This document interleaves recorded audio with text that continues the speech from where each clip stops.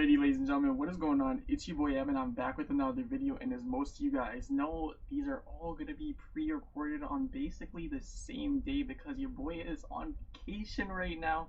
So with that being said, as you can see by the title, this is going to be the top 10 most OP guns in this season. Like, if you're not using these in ranked, you might want to check your loadouts and, reanalyze the guns that you're using. Anyhow, guys, at number 10, your boy put the KN44 because the KN44 is simply a very user-friendly gun. It has very minimal recoil, especially if you use a foregrip on it.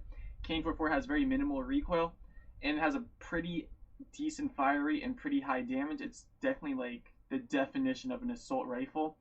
And I feel like if you're not using this in ranked, you might want to put this on your loadout. Although there's weapons on this list that are probably better than the KN44, but it really all depends on how you actually use these guns, utilize these guns. Anyhow, guys, I'm going to move on to number 9. It's going to be the QQ9. And I feel like the QQ9 is definitely, if not the best close-range SMG or gun inside of the game, it's definitely has to be in the top 3 closest range gun in the game, the best closest range gun in the game. Simply because its fire rate and damage is insane. So if you're hip firing an enemy from up close, you are going to straight up melt that enemy. And honestly, I think it kind of takes the place of the MSMC in this current season. Like, QQ9 compared to MSMC, the QQ9 is just way better. As you guys know, MSMC got quite a few nerfs actually, and the QQ9 just released has no nerfs, and it is a very viable gun. So that's why I feel like it's definitely deserving of being one of the top 10 best weapons inside this season. Alrighty, guys, moving on to the next spot, which is number 8. Honestly, you guys might not agree with this, but I put the HG40, and as you guys know, the HG40 got a buff this season, so it's actually a pretty decent weapon. Honestly, as for an SMG, I don't believe it needs a foregrip, but if you do put a foregrip on it, this thing for SMG is straight up a laser, especially if you know how to control your recoil, and it has a pretty high damage and a high fire rate considering it's SMG, and that's why I feel like the HG40 is definitely in the top 10 best weapons this season. In my opinion anyways, I definitely would recommend you trying out the HG40. I definitely use the HG40 in my loadouts, sometimes unless I'm like trying out different weapons and stuff like that. But I do believe that the HG40, based on its fire rate and damage, is pretty deserving of a top 10 spot on the top 10 best weapons inside of the game. Now next up we have another AR at that number 7 spot, and that's going to be the Type 25.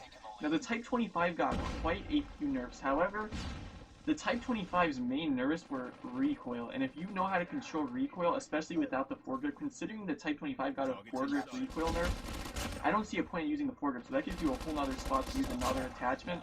I feel like the Type 25's fire rate and damage is definitely high. The only downside of this gun is definitely the recoil, but if you know how to control horizontal recoil, this gun is definitely a very good gun to use in this season. I haven't used it in a while because of all the nerfs, but I definitely tried it out. And I can say for sure that this gun shreds enemies if you know how to control recoil. And I don't want to brag or anything, but your boy's kind of decent at controlling recoil sometimes. And that's why I definitely feel like the Type 25 is up there, but it's just definitely underrated now because of all the nerfs and what people say about it. But if you actually use the gun for yourself and know how to control recoil, you will see that this gun is actually very good. And you'd be surprised. You'd have to try it to see, but if you know how to control recoil, this gun should not be a problem to use for you. Next up we have the B57, and I feel like the B57, it's by far my favorite weapon.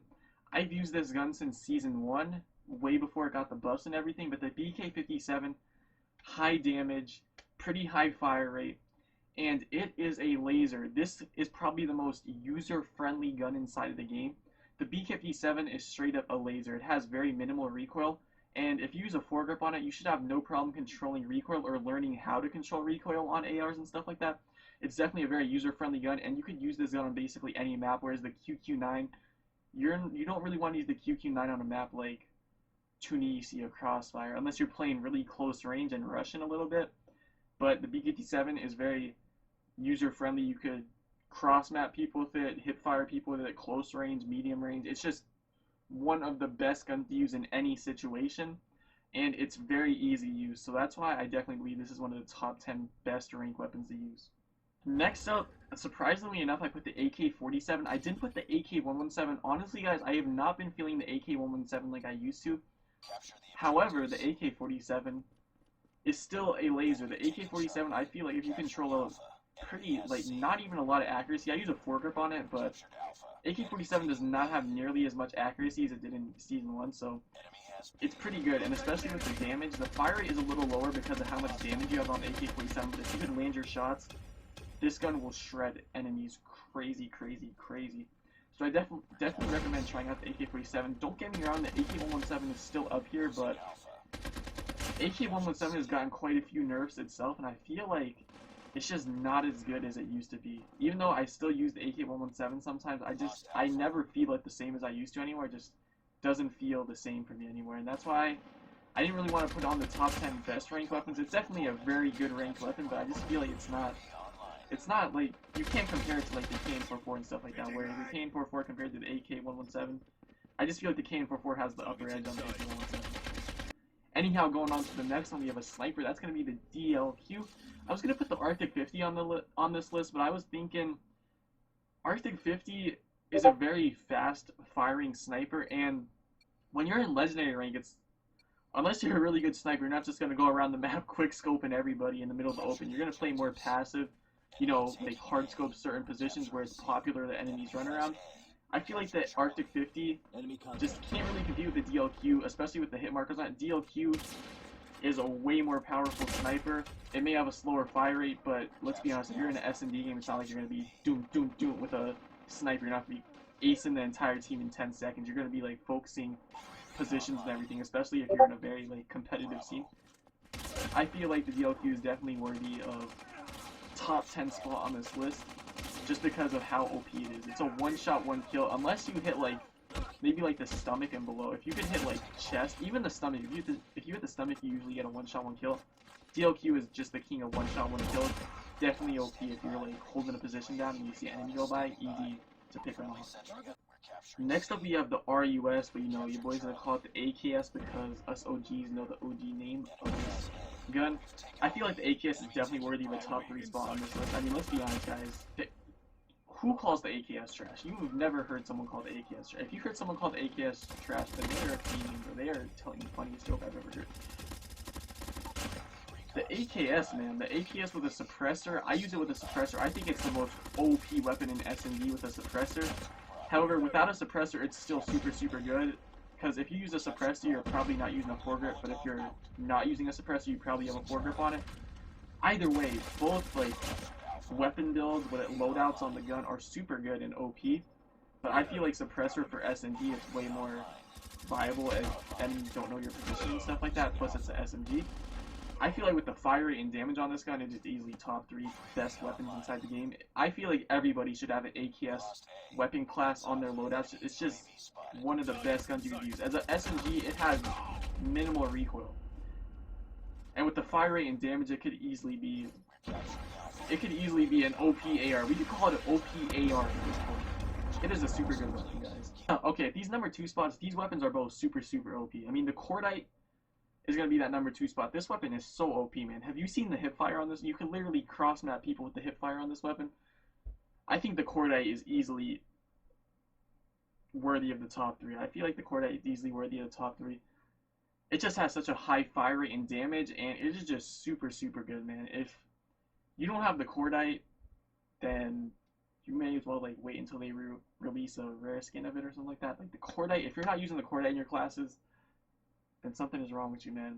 But I could say that because I don't use the Cordite in my classes because I don't have any Cordite weapon, man. Your boy does not have any Cordite weapon. I swear I had it because I played with it before, but I probably just picked up an enemy's gun. I can say for sure the Cordite is definitely worthy of a top 3 spot. Definitely should be used in almost everyone's 5 ranked loadouts because the Cordite will shred your enemies, man. It is probably better than the AKS if I'm going to be quite honest. Especially with the hipfire, you cannot even compete with that hipfire. Alright, and at that number 1 spot, I put the HBR. Guys, the HBR's fire rate and damage is insane, and it doesn't have a lot of recoil, so if you put a...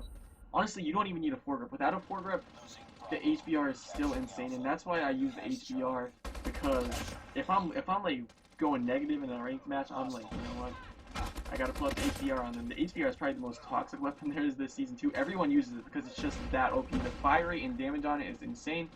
Plus, there's not a lot of recoil, so it's easy to hit your shots. You will shred your enemies with this weapon, and that's why I feel like it's definitely deserving of that number 1 spot. But however, I do believe in the future the Cordite, RUS, HBR are all going to get nerfed pretty soon within the next couple seasons, I imagine. So enjoy them while they last now, and make sure that you drop some nukes with these weapons. Anyways, guys, this is going to be the end of the video. If you guys did enjoy, make sure to like, comment, and positivity, you know, what your thoughts are, like what I should have added or missed inside this weapon tier list. And I will be streaming probably like the 9th or 10th once I come back from vacation, but I love y'all, and I will see you guys in the next one. Bye.